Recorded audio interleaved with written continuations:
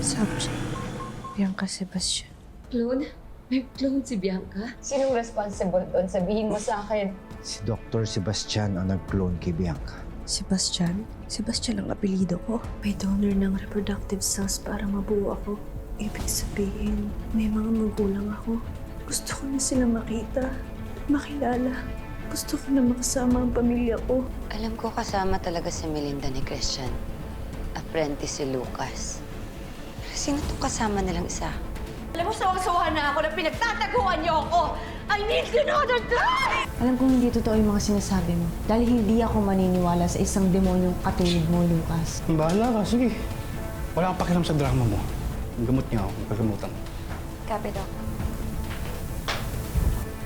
Kailangan ko ng sagot. Alam ko may kinalaman kayo sa mga nangyayari.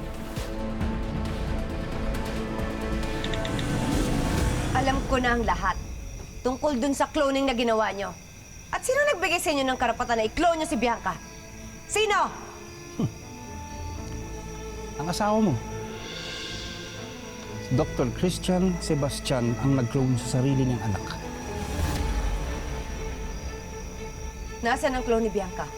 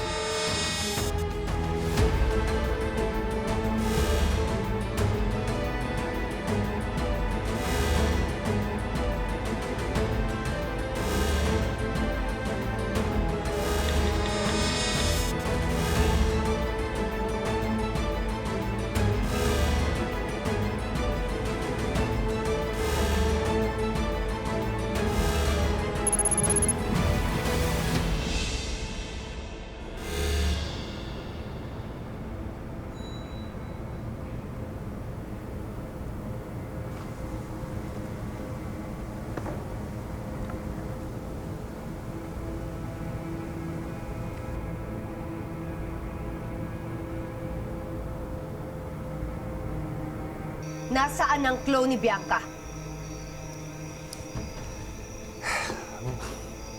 Walang nabuo, Dayan. Walang nabuo sa experiment. It failed. Sinungaling ka. Nakita siya ni Zack at nakita ko rin. Nakita ko si Bianca. Zack?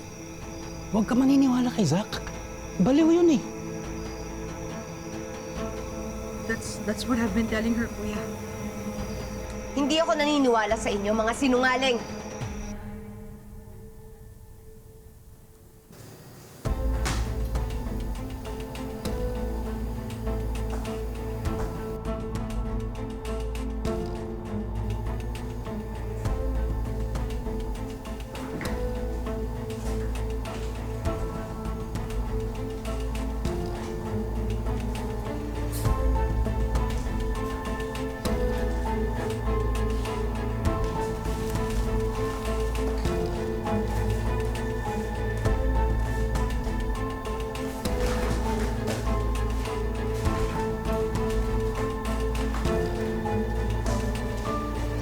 Hindi baliw si Zack.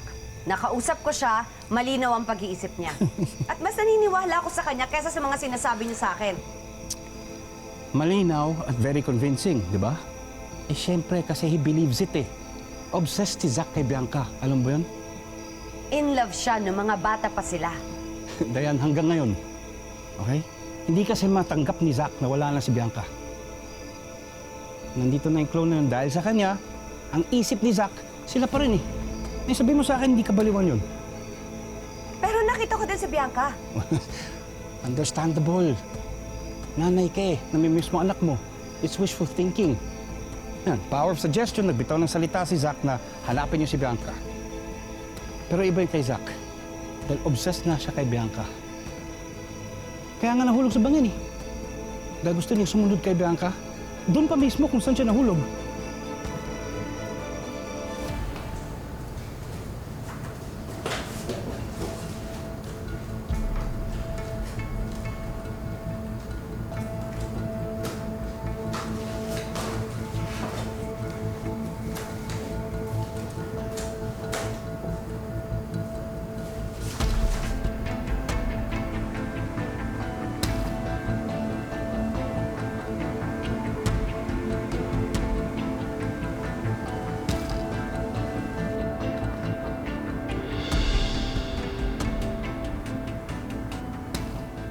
Ayaw mo pa rin maniwala.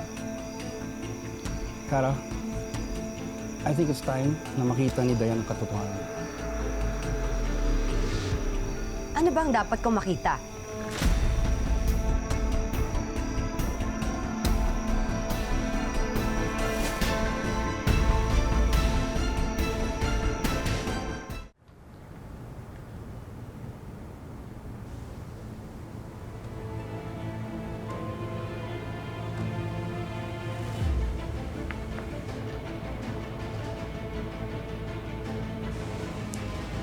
Dr. Christian Sebastian.